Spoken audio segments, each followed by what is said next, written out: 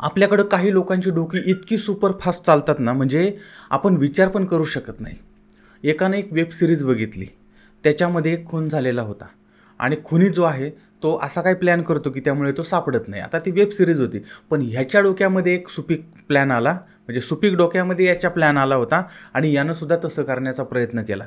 पण तसं करायला गेला आणि हा प्लॅन त्याच्यावरच कसा उलटला आणि स्वतःचीच कशी बरबादी करून घेतली आणि आपल्याबरोबर बाकीच्यांनाही कसं बरबाद केलं, हे बघणार आहोत आपण आजच्या या भागामध्ये.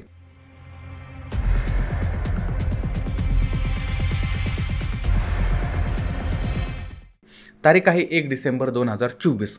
वार होता रविवार, वेळ होती सकाळची. राजस्थान या ठिकाणचं चित्तोडगड शहर आहे. त्या ठिकाणचा सल्लोपाट पोलीस ठाणं आहे. त्या ठिकाणी पोलीस ठाण्याला अशी माहिती मिळाली की चित्तोडगड या ठिकाणचं नॅशनल हायवे जो आहे, म्हणजे 56, म्हणजे चित्तोडगड आणि दाहोद ह्या हायवेवरती झेरबडी नावाचं गाव आहे. त्या गावाच्या हद्दीमधून हा हायवे जातो. तर त्या गावाच्या हद्दीमध्ये त्या हायवेच्या बाजूला एक डेड बॉडी पडलेली होती आणि त्या डेड बॉडीवरूनच गाडी गेलेली होती. त्यामुळे ती बॉडी पूर्णपणे चिरडलेली होती. पूर्ण चेंदा आणि मेंदा झालेला होता. चेहरा किंवा बाकी कोण आहे काय काही कळत नव्हतं. ओळख पटवणं अत्यंत मुश्किल झालेलं होतं आणि यावेळेस फक्त एवढं कळत होतं की तो पुरुष आहे, बस. ह्याच्या पलीकडे काही कळत नव्हतं. आता प्रथमदर्शनी असं जाणवत होतं की ही व्यक्ती दारू पिऊन टिंग होऊन त्या बाजूला त्या हायवेनं कुठंतरी चाललेली असेल आणि कुठून तरी कुणाची तरी गाडी आली आणि त्या गाडीनं ह्याला ठोकलं. तो गाडी खाली आला, त्याचा चेंदामेंदा झाला, असं प्रथमदर्शनी दिसत होतं आणि तसंच समोर होतं. पोलीस त्या ठिकाणी आले. त्यानंतर त्यांनी पंचनामा वगैरे केला, घटनास्थळाची पाहणी केली, काही पुरावा मिळतो का ते बघितलं. त्यावेळेस काही अंतरावरती एक बॅग पडलेली होती. पोलिसांनी ती उचलली. कदाचित ही या व्यक्तीची असू शकते आणि त्यानंतर आता कदाचित त्याला कोणीतरी ठोकरल्यानंतर ती बॅग बाजूला पडली आणि तीच ती असावी असं वाटत होतं. त्याच्यामुळे ती बॅग घेतली. त्यानंतर त्याच्यातलं काही तपासणी वगैरे केली, कागदपत्र वगैरे बघितली. त्याच्यामध्ये एका व्यक्तीचं नाव आणि पत्ता दिसून आला होता. नाव होतं नरेंद्र सिंह रावत आणि पत्ता होता अजमेर गुवार्डी, तर या भागातला. आता मृतदेह मिळाला, नाव मिळालं, पत्ता मिळाला. बॉडी जी आहे ती शासकीय रुग्णालयात पोस्टमॉर्टमला पाठवली आणि आता नरेंद्र सिंह रावत याचं जे घर आहे त्या घरी पोलीस पोहोचले, कारण पत्ता मिळालेला होता. त्यावेळेस त्या नरेंद्रची पत्नी, त्याची घरची मंडळी जी आहेत ती घरी होती. तर त्यांना सांगितलं की अशा पद्धतीची डेड बॉडी सापडलेली आहे. त्याचबरोबर ती त्याची जी कागदपत्र वगैरे त्यांना दाखवली आणि आता हे बघितल्यानंतर घरची मंडळी सगळे हादरलेली आहेत. एकतर म्हणजे धक्कादायक बाब ही होती की नरेंद्र सिंह रावत जो आहे तो पाठीमागच्या 48 तासापासून, म्हणजे जवळजवळ 1.5-2 दिवसापासून बेपत्ता होता आणि घरचे त्याचा शोध घेत होते आणि त्याच वेळेस त्या एक डेड बॉडी सापडते, कागदपत्र तिथं सापडतात. त्याच्यामुळं घरच्यांनी मोठमोठ्यानं टाहो फोडलाय, रडायला सुरुवात केलेली आहे, कारण त्यांच्यासाठी हा फार मोठा धक्का होता. त्यानंतर आता ह्याचे नरेंद्रचे कुटुंबीय जे आहेत त्या कुटुंबियांना मग ती डेड बॉडी दाखवण्यासाठी सल्लापोट पोलीस जे आहेत, सल्लोपाट पोलीस, तर ते पोलीस त्या रुग्णालयामध्ये घेऊन गेले. त्या घरच्यांना बॉडी दाखवली. आता मृतदेह बघताच पत्नी किंवा नातेवाईक जे आहेत त्यांनी सांगितलं, म्हटलं की ही बॉडी नरेंद्र सिंह रावत याची नाही. पोलिसांनी म्हटलं तुम्ही नीट बघा, कारण काय होतं आहे, तुम्ही प्रचंड दुःखात आहात, त्रासात आहात आणि हा मोठा धक्का तुम्हाला बसलेला आहे. त्याच्यामुळे तुम्ही नीट बॉडी बघा, कारण असं नको व्हायला की म्हणजे. तर ते म्हटले नाही. कसं असतं, घरातल्या माणसाचा स्ट्रक्चर माहीत असतो किंवा आपल्या घरातली माणसं किती उंची आहे, किती जाडी आहे, काय कुणाचं पोट कसं आहे, कुणाचं शरीर कशा पद्धतीचं आहे, हे सगळं घरातल्या आईला माहीत असतं, बापाला माहीत असतं, बायकोला, नवऱ्याला हे एकमेकांबद्दलच्या गोष्टी माहीत असतात. त्यामुळे हा पती नाही किंवा हा नरेंद्र नाही असं त्यांनी ठामपणे सांगितलं. आता हा जर नरेंद्र नाही तर मग कागदपत्र नरेंद्रची तिथं कशी काय होती, नरेंद्र रावतची, आणि मग मृतदेह कोणाचा होता, आता हे प्रश्न होते. आता मृतदेह म्हणजे एकतर ती बॉडी कोणाची होती, हा कुटुंब हा गायब कुठं झाला होता, त्याच्यासोबत नक्की काय घडलं आहे, तो आता इथं आहे का अजून, म्हणजे वेगवेगळे प्रश्न समोर होते. आणि त्याच्यामुळे आता पोलिसांनी वेगळ्या पद्धतीनं, म्हणजे आता जे समोर दिसत होतं ती बॉडी कोणाची आहे त्याचा शोध घेतला. त्याचबरोबर हा गायब झाला याचाही शोध सुरू झालेला होता. सगळ्या बाजूनं सगळ्या पद्धतीनं चौकशीला सुरुवात झालेली होती. आता याच्यामध्ये पोलिसांनी नरेंद्रबद्दलची नातेवाईकांकडे माहिती वगैरे घेतलेली होती, विचारपूस करायला सुरुवात केली होती, पण तसा काही फायदा मिळाला नाही, तशी काही जास्त डिटेलमध्ये माहिती मिळाली नाही. आणि नरेंद्र हा 1 डिसेंबर 2024 पासून त्याला कुणी बघितलेलं नव्हतं. आणि आता मात्र हा अपघात नाही तर घातपात आहे, म्हणजे हा खून झालेला आहे, हा अपघात नाही अशी शंका यावी अशा पद्धतीची परिस्थिती निर्माण झाली. आता या सगळ्यामध्ये 3-4 दिवस निघून गेले होते. 5 डिसेंबर 2024 रोजी पोलिसांनी त्या अज्ञात मृतदेहावरती अंत्यसंस्कार वगैरे केले. आता मयत व्यक्ती कोण हे अजूनही कळलेलं नव्हतं. त्यानंतर 6 डिसेंबर 2024ला पोलिसांनी घटनेच्या दिवशी त्या हायवेवरती ज्या जाणारे वाहनं येणारी वाहनं यांची तपासणी केली किंवा CCTV जे आहे त्या माध्यमातून बघायला सुरुवात केली होती. यावेळेस एक ट्रेलर, एक मोठा ट्रक जो आहे किंवा मालवाहू ट्रक जो आहे तो त्या ठिकाणावरून जाताना दिसत होता. आता गाड्या भरपूर जातात, गाड्या भरपूर येतात, मग याच्यावरच काय शंका निर्माण झाली. तर एका ठिकाणी, आता उदाहरणार्थ समजा या ठिकाणी टोल नाका आहे, त्या ठिकाणी CCTV फुटेज आहेत आणि त्याच्यानंतर इथं CCTV फुटेज आहेत आणि इथं मर्डर झालेला आहे, इथं तो गाडी खाली चिरडला आहे.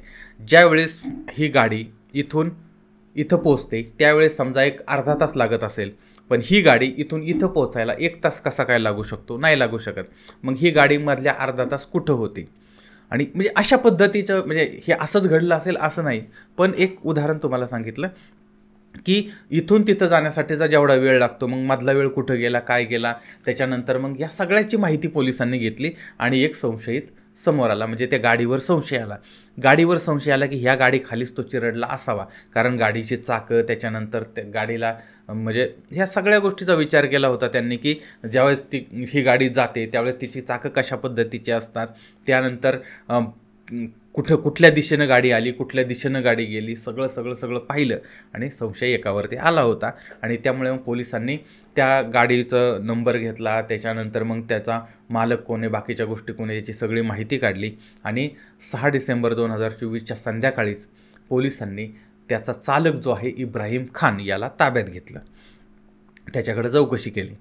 आता सुरुवातीला त्यानं सांगितलं मला काही याबद्दल माहीत नाही, काय नाही, मी आपलं गाडी घेऊन गेलतो, गाडी घेऊन आलो वगैरे असं त्यानं सांगितलं.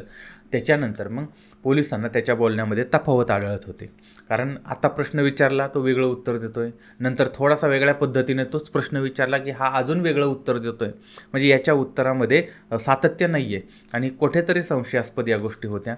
त्यामुळे मग पोलिसांनी आता त्याला पोलिसी खाक्या दाखवला आणि त्याच्यानंतर त्यानं धक्कादायक माहिती उघड केली होती की मयत व्यक्ती नरेंद्रसिंह रावत नाही, म्हणजे नरेंद्र हा जिवंत आहे.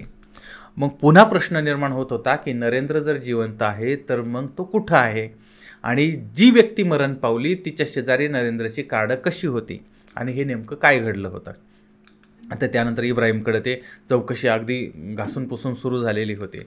त्यानंतर मग त्या इब्राहिमनं सांगितलं की एक दिव्यांग व्यक्ती आहे, नाव आहे भैरूलाल, याचाही याच्यामध्ये हात आहे आणि तो त्या नरेंद्रचा सहकारी आहे. त्यानंतर मग पोलिसांनी त्या भैरूलालला ताब्यात घेतलं.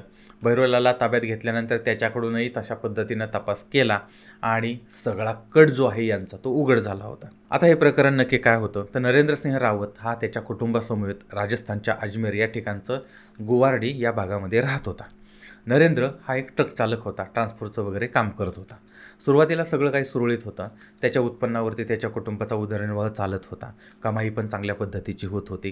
कालांतराने मग याची ओळख जेसलमेर या ठिकाणी राहणारा भैरूलाल नावाचा एक व्यक्ती आहे त्याच्याबरोबर झाली आणि भैरूलाल हा नरेंद्रकडे काम करायला लागला. आता काही दिवस हे सगळं सुरळीत चाललं होतं आणि त्याच्यानंतर हा जो नरेंद्र आहे त्याचा धंदा जो आहे तो बसला आणि धंद्यामध्ये नुकसान व्हायला लागलं होतं. आता त्या नुकसानीतून बाहेर येण्यासाठी यानं अनेक लोकांकडून लाखो रुपयांचं कर्ज घेतलं होतं. नंतर धंदा पण वाढला नाही आणि कर्ज मात्र वाढत गेलं आणि नंतर कर्ज फेडणं अवघड होऊन गेलेलं होतं. एका बाजूला धंदा बंद व्हायला लागला आहे, दुसऱ्या बाजूला कर्ज वाढायला लागलं आहे, घरामध्ये आर्थिक चणचण भासायला लागली. आता काय करायचं हा याच्यासमोर प्रश्न होता. त्या काळात त्यानं एक वेब सिरीज बघितलेली होती. आता ती पाहून त्याच्या डोक्यामध्ये एक कल्पना यायला लागली होती. या नरेंद्र रावतने एक विमा काढलेला होता आणि ही रक्कम तो जर मेला तरच त्याच्या कुटुंबाला मिळणार होती. आता मग यानं कट रचायला सुरुवात केली की आपण स्वतः मरण्याचं नाटक करायचं, विम्याचे पैसे मिळवायचे आणि पुन्हा त्या पैशावरती आनंदाने जगायचं. आणि अशा पद्धतीनं त्यानं ठरवलं आणि त्या कटामध्ये त्यानं त्याचा भैरूलाल नावाचा सहकारी होता त्याला सोबत घेतलं होतं. त्याला सांगितलं, हे बघ तुला 85,000 रुपये देतो. त्यानंतर तो तयार झाला. त्यानंतर आता ह्या सगळ्या प्लॅनमध्ये भैरूलालनं ट्रेलर चालक जो आहे इब्राहिम खान याला पण बरोबर घेतलं होतं. त्याला सांगितलं तुला 65,000 रुपये देतो. अशा पद्धतीनं यांचे ठरलं. तिघांची बैठक झाली. नोव्हेंबर 2024च्या शेवटच्या आठवड्यामध्ये नरेंद्रसिंह रावत, भैरूलाल आणि इब्राहिम यांची भेट झाली होती आणि सतत त्यांच्या भेटी व्हायला लागलेल्या होत्या. आणि आता याच्यामध्ये यांना एका बॉडीची गरज होती. आता ती बॉडी कुठं मिळणार? तर जिवंत माणसालाच आता त्यांनी बॉडी बनवायचं ठरवलं होतं. म्हणजे एक खून करायचा आणि त्या पद्धतीनं त्याला मारलं की तो आपण आहे असं दाखवायचं आणि पैसे मिळवायचे.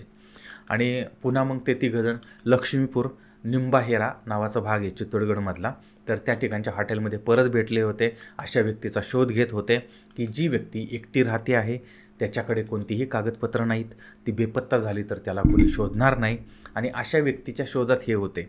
यावेळेस अनेक दिवस हे सगळं चाललेलं होतं. यावेळेस रामदेवरा या ठिकाणी एक व्यक्ती होती, जी व्यक्ती बेवारस होती, ती भिकारी होती आणि कचरा वगैरे वेचायची. त्या व्यक्तीचं नाव होतं तुफान सिंग.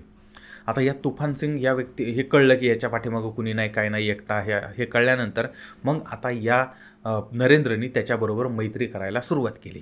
कारण लक्षात ठेवा, पाठीमध्ये जर वार करायचा असेल तर अगोदर जवळ जावं लागतं, विश्वासघात करायचा असेल तर विश्वास संपादन करावा लागतो. आणि इथंसुद्धा तसंच झालेलं होतं.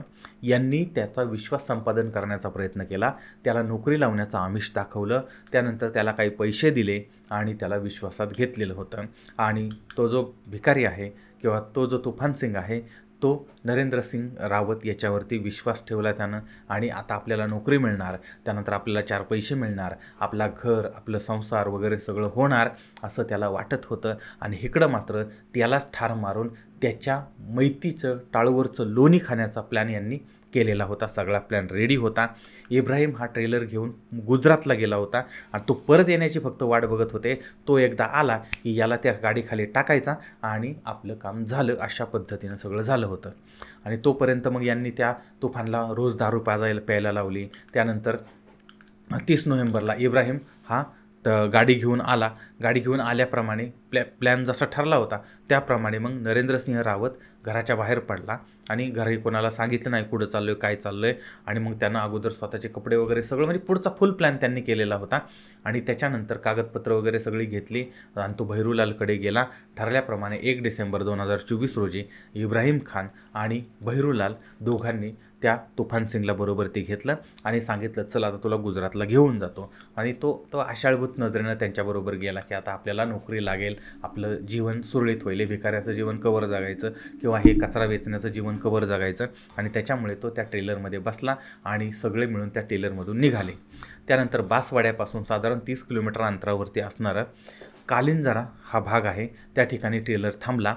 आणि मग इब्राहिम आणि भैरूलाल यांनी त्या तुफान सिंगला भरपूर दारू पाजले आणि इतकी दारू पाजली की तो दारू पिऊन टुन्न झाला आणि त्याच्यानंतर तो बेशुद्ध झाला. त्याची शुद्ध हरपली. त्यानंतर मग याला त्या ट्रेलरमध्ये टाकलं आणि सिल्लोपट परिसरामध्ये जेर चौकीसमोर त्या बोर्डावर वगैरे भाग आहे, तर त्या भागामध्ये महामार्गावरती निर्जनस्थळी तो ट्रेलर थांबवला गेला. त्या तुफान सिंगला खाली आणलं गेलं आणि त्याला रस्त्यावरती झोपवलं. त्यानंतर त्या इब्राहिमनं त्याचा जो ट्रेलर आहे तो ट्रेलर त्याच्यावरून चालवला किंवा त्याच्या डोक्यावरून चालवला आणि अपघात अशा पद्धतीनं घडवला की अपघाती मृत्यू आहे असं वाटलं पाहिजे. त्यानंतर नरेंद्रची जी कागदपत्रं आहेत ती कागदपत्रं, त्याची बॅग वगैरे ती त्या बाजूला जवळच फेकून देण्यात आली. आणि त्याच्यानंतर इब्राहिम हा ट्रेलर घेऊन लिंबडी म्हणजे गुजरात या भागामध्ये निघून गेला होता. आता भैरूलाल आणि नरेंद्रसिंह रावत हे दोघंही मग रोडवेजच्या बस जी आहे त्या बसमध्ये बसले आणि त्यानंतर तिथूनही ते पसार झाले. आणि पुढं भैरूलाल जो आहे तो त्याच्या घरी गेला आणि नरेंद्र रावत जो आहे आता तो मेला होता ना, त्याच्यामुळे तो आता कुठेतरी असा गायब झाला की कोणाला दिसणार नाही, कोणाला कळणार नाही. पण अखेर शेवटी पोलिसांनी त्या भिकारी तुफान सिंगच्या हत्येच्या प्रकरणी हा गुन्हा दाखल केला आणि दिव्यांग तो भैरूलाल जो आहे त्याला आणि ट्रेलर चालक इब्राहिम खान या दोघांना ताब्यात घेतलं. आणि कट रचणारा नरेंद्र जो आहे तो अद्याप फरार झालेला होता. म्हणजे ही घटना ज्यावेळेस मी रेकॉर्ड करत होतो तोपर्यंत तो फरार झाला होता. कदाचित तुमच्यापर्यंत ही स्टोरी येईपर्यंत तो सापडलासुद्धा असण्याची शक्यता आहे. पण या सगळ्या प्रकरणातनं धडा काय मिळतो? आपल्याकडे डोक्यावर पडलेले प्राणी कमी नाहीत. म्हणजे टी व्ही बघतात, पिक्चर बघतात, मालिका बघतात, वेब सिरीज बघतात आणि तसलं काहीतरी करायचा प्रयत्न करतात. पण लक्षात घ्या की त्या मालिकेमध्ये, त्या पिक्चरमध्ये लॉजिक वगैरे वापरलेलं नसतं आणि आपणही पिक्चर बघताना टाईमपास म्हणून बघायचं असतं, लॉजिक म्हणून बघायचा नसतो. आपण काय करतोय, त्याचा परिणाम काय होतो याचा विचार ही मंडळी करत नाहीत. एखादा हिरो दिसतो, तो असा तरी काहीतरी वाकडा तिकडा करतो, लगे हे पण वाकडं तिकडं करायला लागतात. पण त्याचा तो काय आहे, आपण काय आहोत, तो करतो ते पैशासाठी करतो, तो करतो ते खोटं असतं, ह्या सगळ्या गोष्टी माहीत असून पडद्यावरचं विश्व हे लोक जगायला लागतात आणि त्याचा गंभीर परिणाम त्यांना भोगायला लागतो. आणि पुन्हा एकदा लक्षात ठेवा, दुसऱ्याचं नुकसान करून, दुसऱ्याचं वाटोळं करून, दुसऱ्याला बरबाद करून कुणीही स्वतःचं चांगलं करू शकत नाही, त्याचं भलं होऊ शकत नाही. त्याच्यामुळे मी नेहमी सांगतो, परत एकदा सांगतो की लोकांना कष्टाचं पुरत नाही, इथं तर हरामाचं तो कधीच पुरत नाही आणि त्याच्या घरादारांना त्याची शिक्षा भोगायला लागते. त्याच्यामुळे एक जी काय आपली चटणी भाकरी असेल, एक लक्षात घ्या, कोणीतरी भ्रष्टाचार करतोय, चुकीचं वागतंय आणि तो काहीतरी मस्त पंचपक्वान्न खातोय, नाही. त्यांनी पंचपक्वान्न जरी खाल्लं तरी ते त्याला पचत नसतं आणि त्याला जो त्रास व्हायचा तो त्रास होतोच, फक्त तो ते त्रास दाखवत नाही. आपण चटणी भाकरी खातोय, पण कष्टाची खातोय, आपण आनंदाने आहोत, आपण सुखात आहोत. तुम्ही जर हे काही बड्या लोकांचे, चुकीच्या वागणाऱ्या लोकांचं बघितलं, त्यांचं आयुष्य नरकासारखं असतं. दाखवताना फक्त ते अशा पद्धतीने दाखवतात. असो, पण चुकीच्या गोष्टी घडू नयेत, चुकीच्या गोष्टी करू नयेत, एवढं मात्र आपण लक्षात घेतलं पाहिजे. बरं, आता याबद्दलचं तुमचं मत काय ते सुद्धा मला जरूर कळवा. पुन्हा भेटूया पुढच्या भागामध्ये एका नवीन विषयासह. तोपर्यंत धन्यवाद.